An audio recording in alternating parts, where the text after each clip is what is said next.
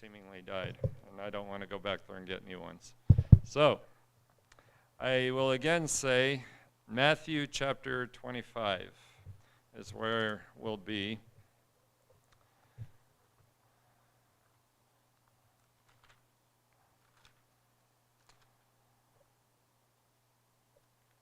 And we are continuing to study the questions of Jesus, but this one's going to be slightly different.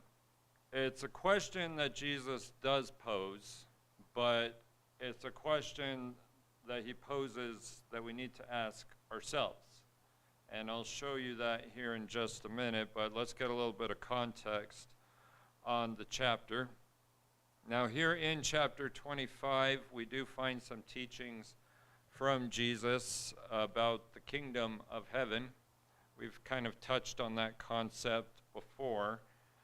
And can anyone remind me what the kingdom of heaven concept is about?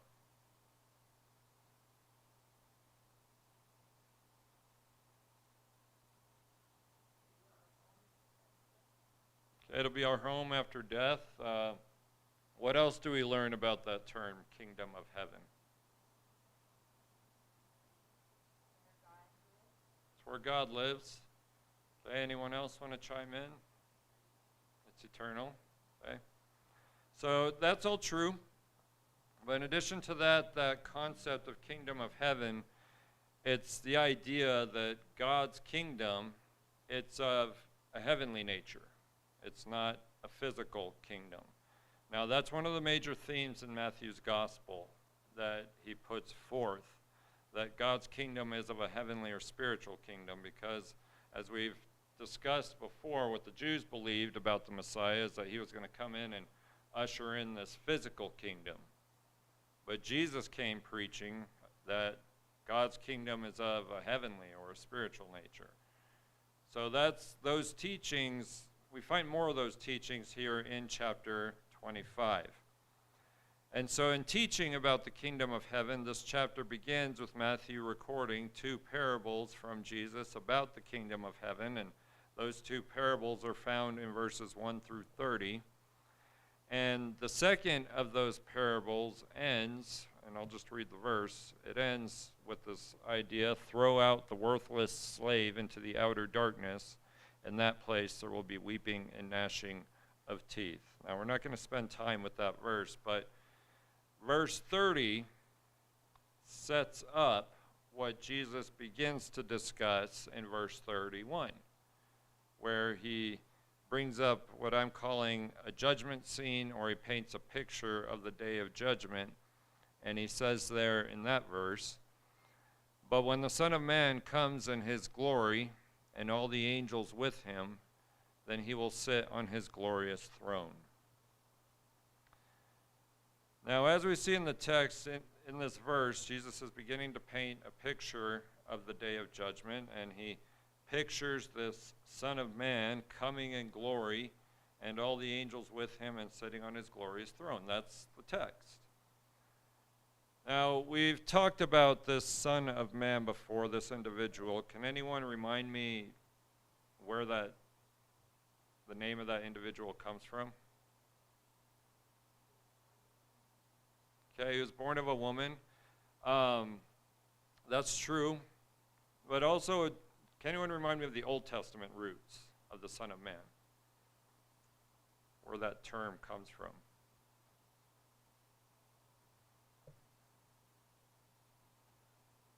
All right.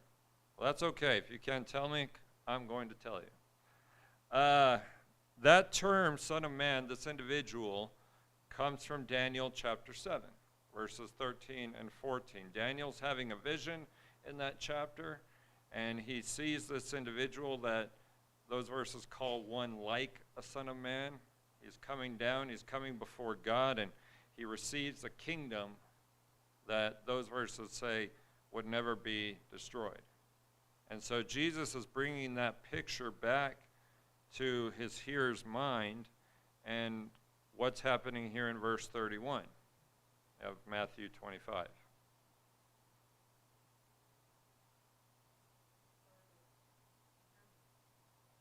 Okay? We might say the start of eternity, but what's going on in verse 31? What's the scene?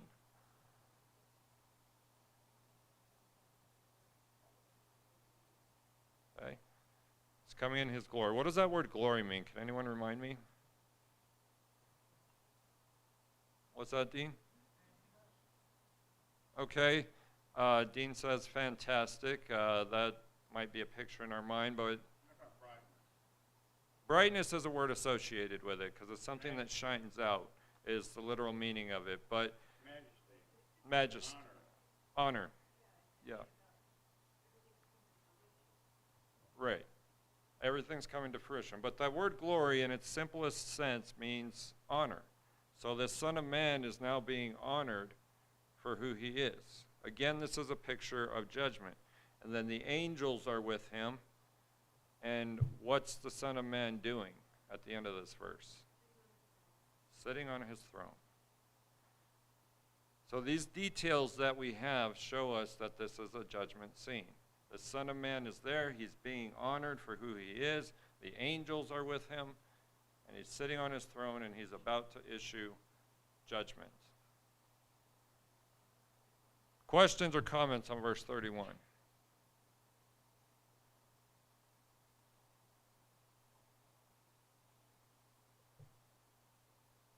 Is it making sense? Okay. So, this person is in a position of honor. He's in the presence of angels and of God. And we're going to see that more as we work through these verses that we're going to be looking at. So now we move to verse 32. Jesus goes on with the judgment scene. All the nations will be gathered before him, and he will separate them from one another. And as the shepherd separates the sheep from the goats. So we're going into verse 32. What's happening?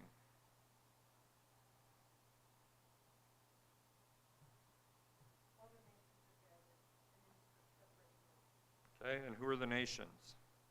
That's everybody. Everybody. Everybody. It's people. And then, yes, the text says he starts separating them. What is that separation compared to? Separating the sheep from the goats. And who's doing the separating in that picture? Who's separating the sheep from the goats? Okay, the Son of Man is, but in the picture, it's the shepherd. So yes, this is Jesus we're talking about here. And he's being pictured as this shepherd. Over in John chapter 10, he calls himself the Good Shepherd. But one thing he does as shepherd is he puts the sheep separate from the goats. And these are people. He's separating them based on whether he sees them as sheep or as goats. So he uses this image.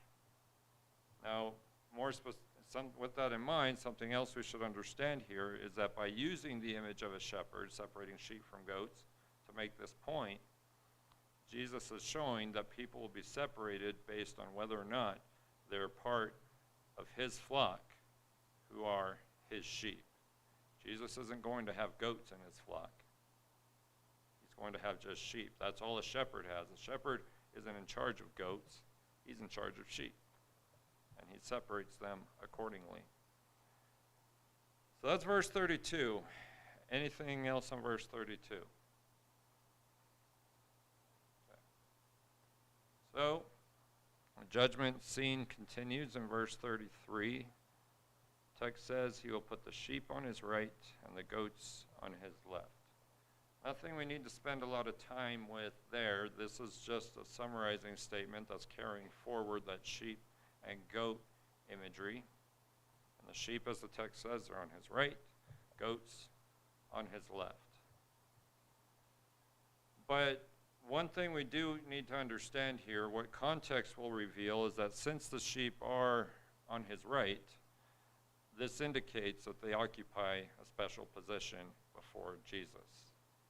Because one thing we run into in the scriptures is this idea of people being on Jesus' right. We know James and John, one thing they wanted was to be on either side of Jesus. That's another story.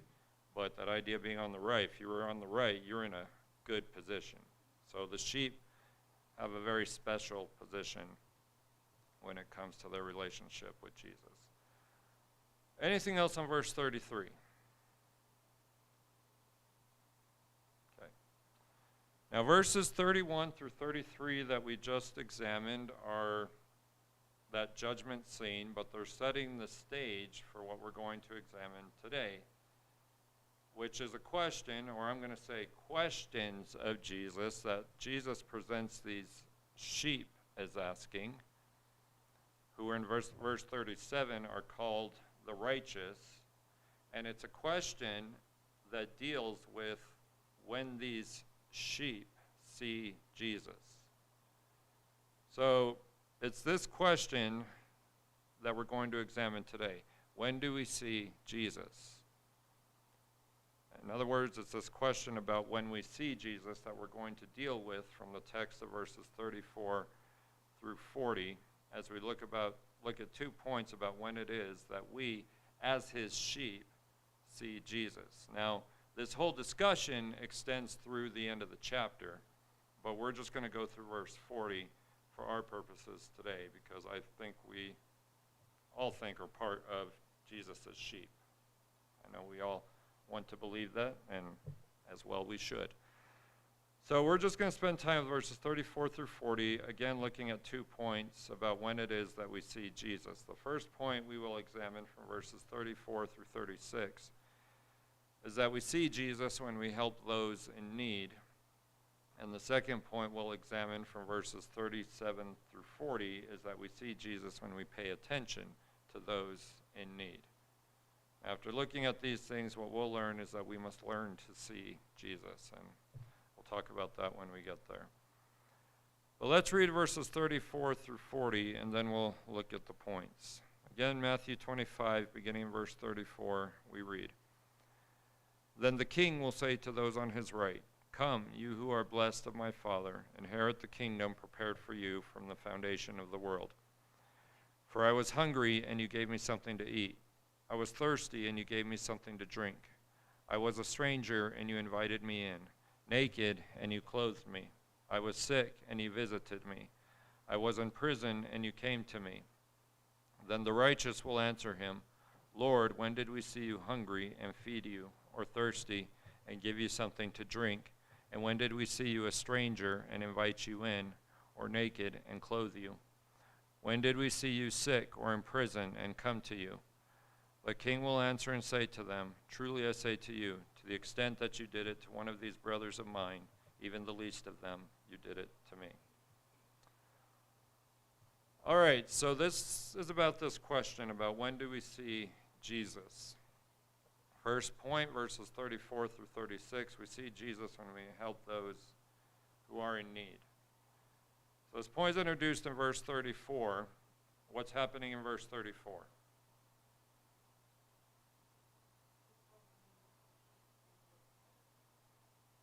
And what position are the sheep in? Where are they? The ones on the right. But who's introduced here? In the verse 34, who's welcoming them? The king. Who's the king? Jesus. And I'll prove that to you in just a minute, just from this verse. But what does he say?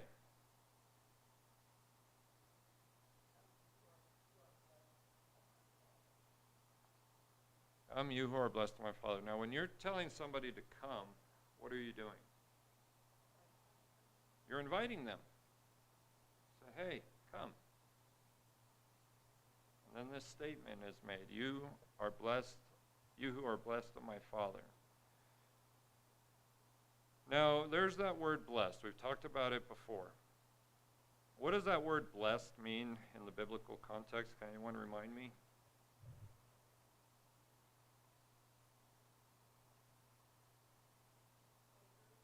Favored. That's, in the biblical context, that's usually what it means. You're favored. You have, another way I've heard it defined is approved by God. So these sheep that are on Jesus' right hand have God's approval on their life. And as a result, what are they going to receive? The kingdom. Now in Matthew 25, what kingdom are we talking about?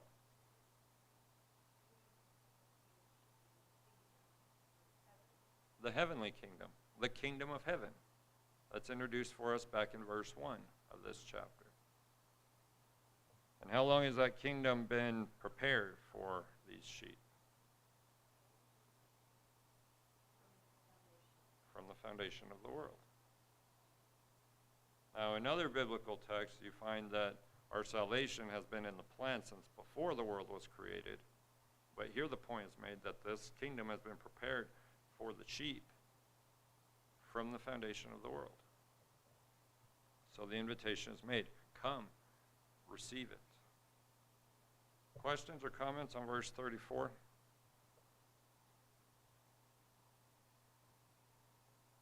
Okay. So having said these things, in verses 35 and 36, we're going to take those together. Jesus goes on to give a reason for the invitation. And what we find in verses 35 and 36 are a list, and it's a list of things that those on his right had done for him. Now, when we read verses 35 and 36, if we look at this as a list, what do all these things have in common? Kindnesses that were done to poor people. For what kind of people? For those in need. When we look at this list, these are all things that are done for people in need. But in these verses, who does Jesus say they were really done for? For him. Okay, so we have this list.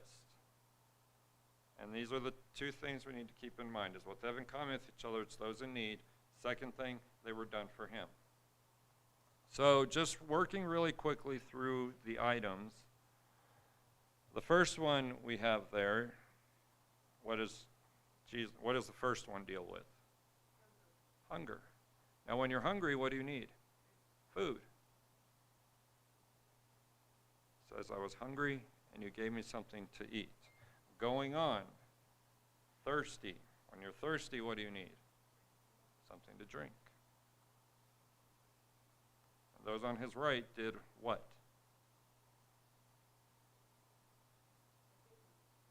Something to drink. Third item, a stranger. Now what's a stranger? Anybody you don't know? Somebody you don't know. And in this third item on the list, what does the stranger need? Needs welcoming. And what was done? Took them in. So if a stranger shows up at your door, they need a place to stay. And those on his right, the sheep, invited them in. Next, a person who's naked. What do they need?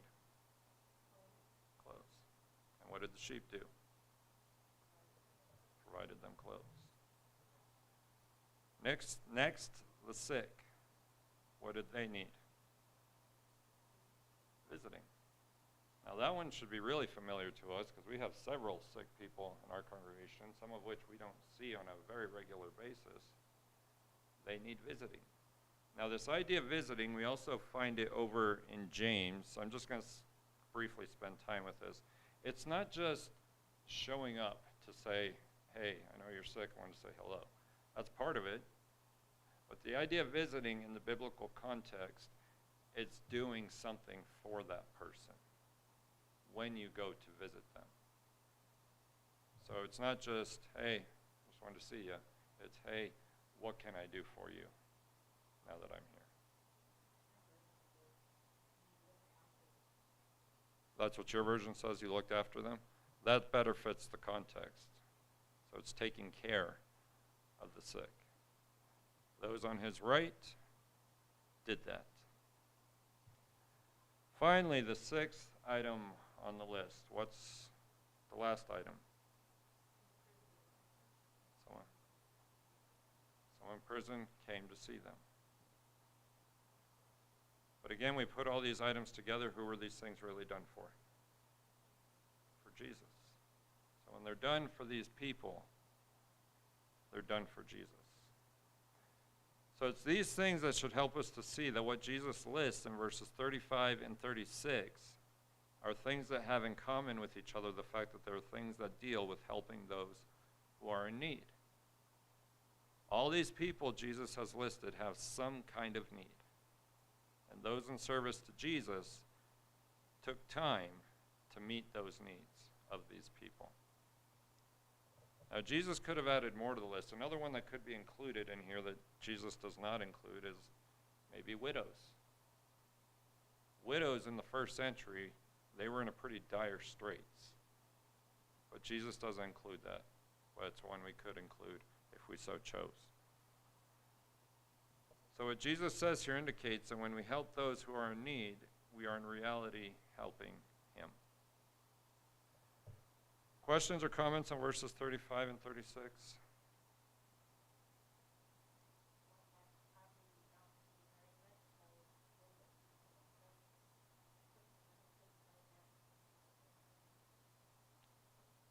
Yeah, that's not one we see too often. Now, I have had a little bit of experience I had a friend who was in jail down in Moab.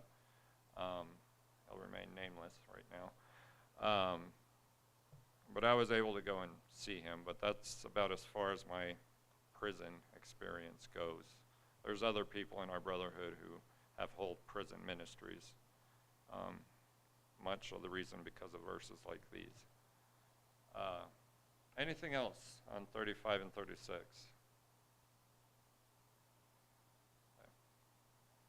So putting all these things together, the point we should see from verses 34 through 36 about when we see Jesus is that we see Jesus when we help those who are in need. Now, the words of Jesus here have shown that when one helps a person in need, we're actually serving Jesus. He's shown that when we feed someone who is hungry, we are feeding him. When we give someone who's thirsty something to drink, we are giving him something to drink. He has shown that when we invite a stranger into our home, we're inviting him into our home.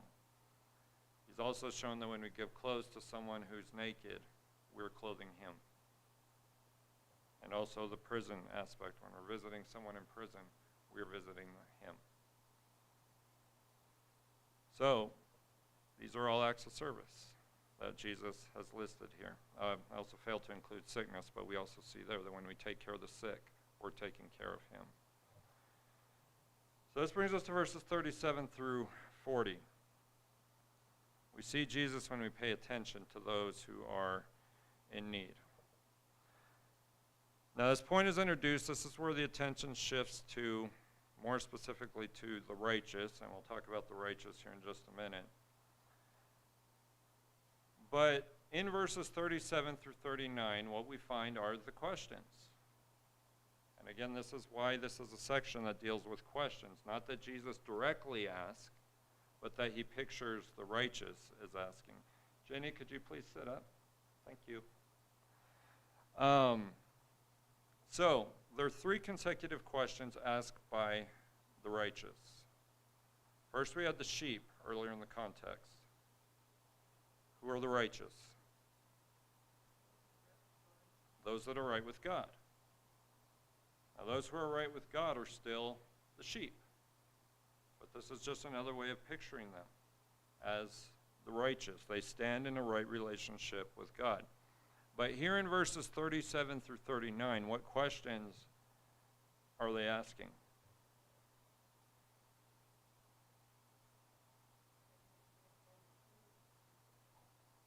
When did they see Jesus like that? Now, these people, the point has already been made that these people have helped these people and they've helped Jesus, and they're aware of that, but why ask these questions?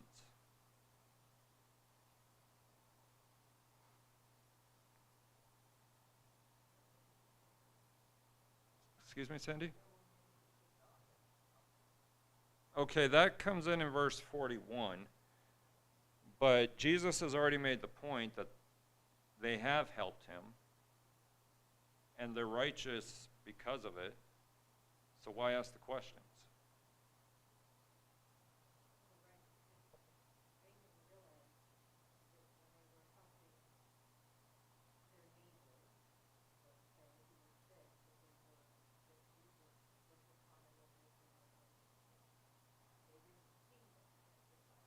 Right. That's part of the idea here, that they didn't see that they were helping Jesus at the time. But in addition to that, another thing we can consider here is that their motivation wasn't to be all, oh, look how great I am, I'm helping this person.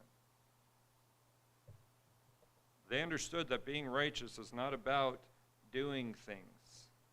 Now, you've heard me say this before, so I'm going to get on this soapbox again. You've heard me say, and I know you agree with it, we can't earn salvation. All these things that we do, getting baptized and taking Lord's Supper, putting money in the basket, coming to church, those things are necessary, but they're not by themselves what puts you in that right relationship with God. You can't earn salvation. Instead, we do these things because we enter out of obedience to God. Now, these righteous people, they ask these questions because they weren't doing these things about trying to earn salvation. They ask these questions because they had it in their minds, this is what Jesus wants me to do. They just did them because they knew it was the right thing to do. So they ask these questions. When did we see you in these situations, Jesus? Because they weren't concerned about earning themselves the right to stay in a right relationship with God. Instead, they were concerned with what God wanted them to do, which is to serve Jesus by paying attention to and taking care of those in need. Questions or comments on verses 37 through 39?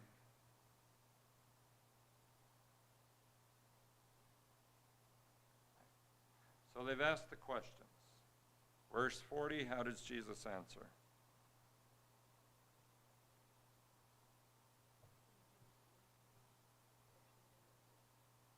Okay.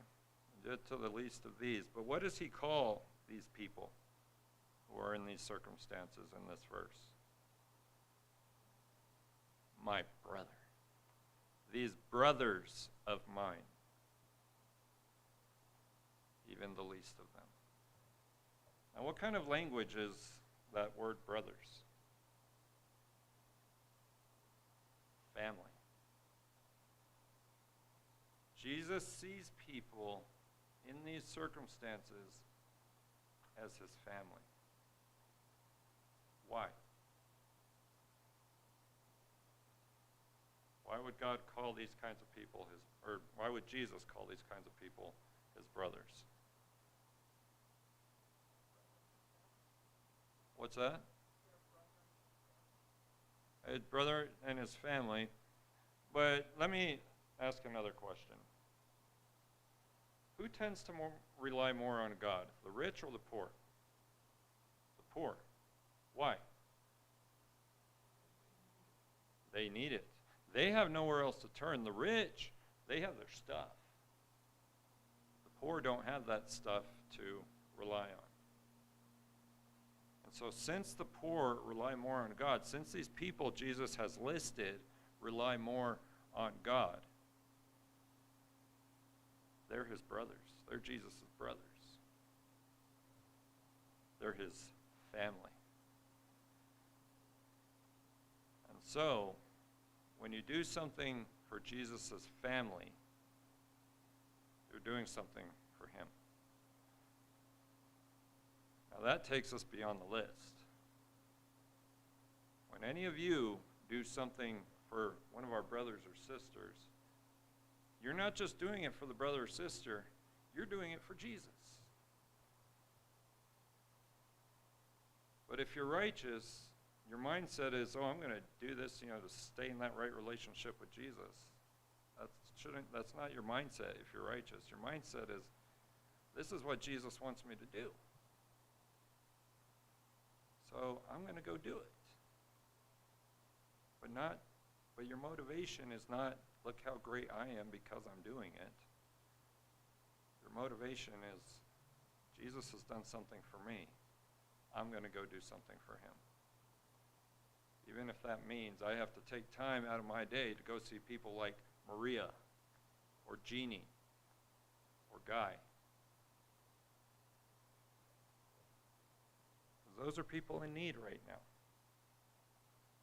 amongst others that we might be able to name. So that's what this is about. Questions or comments on verse 40?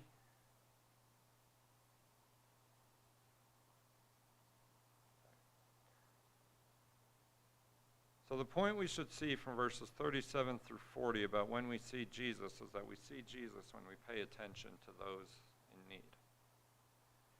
In these verses, Jesus has shown through the questions asked and the answer to these questions that we see him when we're paying attention to those who are in need. Also, through these questions and the given answer, Jesus has also shown that those who are righteous realize that paying attention to those who are in need, that doesn't earn you the right to be in a right relationship with God. Instead, the righteous realize that taking care of those who are in need are something that Jesus expects them to do as part of their service to him. And so when Jesus is served in this way, then those who are righteous will be rewarded for it. Again, this section started with that, come, you who are blessed of my Father, inherit the kingdom that has been prepared for you. That's reward. And one reason we get that reward is because we've done what Jesus wants us to do, which is to take care of others. And so when we consider everything that has been recorded in verses 31 through 40 of this chapter, the point we should be left with is that we can see Jesus. We can see him today. We can see him when we take care of those who are in need. We can see him when we pay attention to those who are in need. And so the application to us is that we must learn to see Jesus. The words of Jesus in these verses are a reminder that we have a responsibility to see him. They're a reminder that we have a responsibility to see Jesus in the hungry, to see him in the thirsty, to see him in the stranger, to see him in the naked, to see him in the sick and in the imprisoned. These verses show us that when we see Jesus in these kinds of people, this should cause us to do something for them, knowing that these people are brothers of Jesus, who are relying on Jesus for help. Now, if we do these things, then these verses show us that there is a reward in store if our motivation for helping these people is to serve Jesus, and not just to bring recognition upon ourselves. Now, again, that's just some application. Any other questions or comments? All right. Dean, will you close us tonight?